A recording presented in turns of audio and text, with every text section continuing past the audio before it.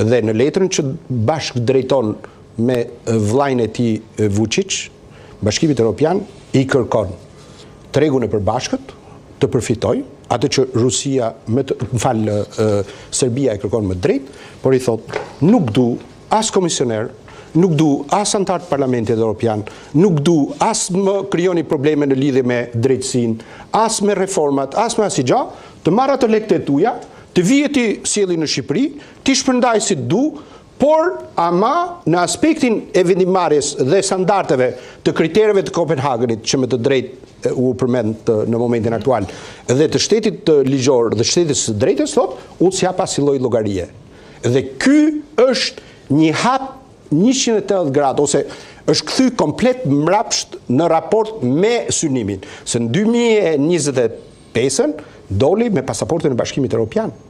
Tani, jo që s'po flitet më për pasaport Bashkimit Evropian, se ti pasaportën e Bashkimit Evropian.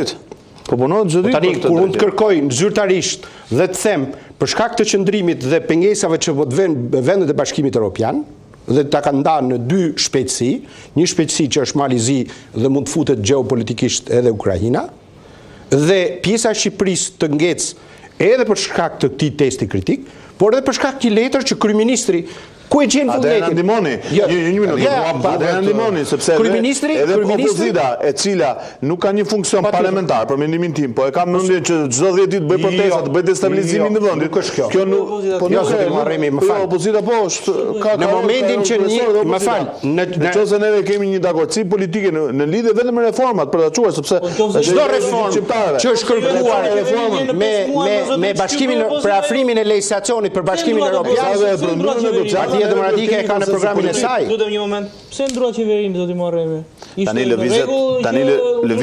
lëvizet politik. O zotri, po është kryeministri i vendit, është kryetari i partisë, është kryeministri i vendit. Është shumë herët për të folur. Vizioni i tij se cili unë mendoj që është shumë herët për të folur për ndikimin që do të ketë ky vendim i Partisë Socialiste në lidhje me zonjën Balluku në raport me integrimin evropian dhe gjitha. Po tash a ka mundësi se e kemi parë, e dim që e kemi parë. Ne po themi në momentin aktual me deklaratën që do ndodhë pas 2 ditë. Ashtu, ja ta shpjegoj sepse ju si gjyqtar, ish gjyqtar me përvojë, duhet ta dini, ose të paktën na shpjegoni çfarë ndodh kur të vinë vendimet në seri të Strasburgut për gjithë ato zullumet që ka bërë Spaku këtu. Çfarë thot Bashkimi Evropian pastaj dhe këto ambasadat?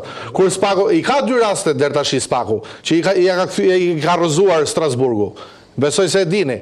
Tani, për këto politikan, për këto paraburgimet, për këto afate të zgjatura, kur ta njerëzit ta çojnë atje dhe Strasburgu t'i vej gjobën Shqipërisë dhe Shqipëria të marrë miliona euro gjobë për shkak të këtij Spakut. Çfarë do thotë Bashkimi Evropian?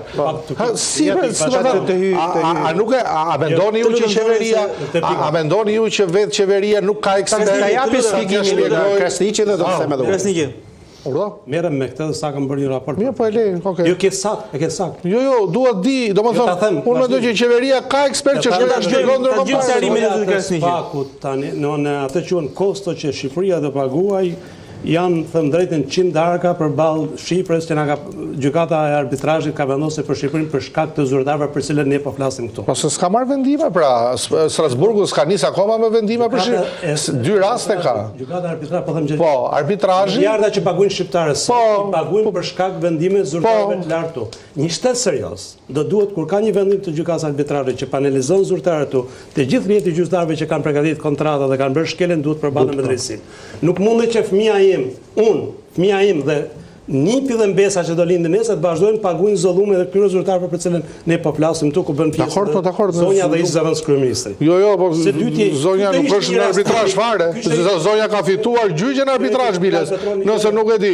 Ka fituar, ka fituar dhe ka humbur burrë. Se ti do më nxjerr gjithë fitume. Se doni ju tash. Duhet dini pse pranoni. Ta dëgjojmë zotin Krasniqi, lutem marrit edhe Në lidhje me Shqipëria, në të dhe faze, ne do diskutonin për konsensus politik nëse do kishte një projekt në parlament. Nëse qeveria do kishte një gjë për cila kërkon përkrajnë opozisë, e vetëm një dokument që ndodhë në parlament, në agjendën vjetore parlamentare, kur kërkot konsensus reforme territoriale, asgjë tjetër. Për gjitha këta akte që përbëjnë reformë, dhe për këtë kërkohet një vendimmarrje dhe një shtrydhje e sistemit, nuk ka propozime, përkundrazi. ka propozime për t'i avancuar dhe për t'i kaluar me kontrata mirëbesimi, për t'i hequr krejt konceptin e konkurrencës, që është krejt e kundërt me furimin evropian dhe të zhvillimit. Kështu që në mënyrë automatike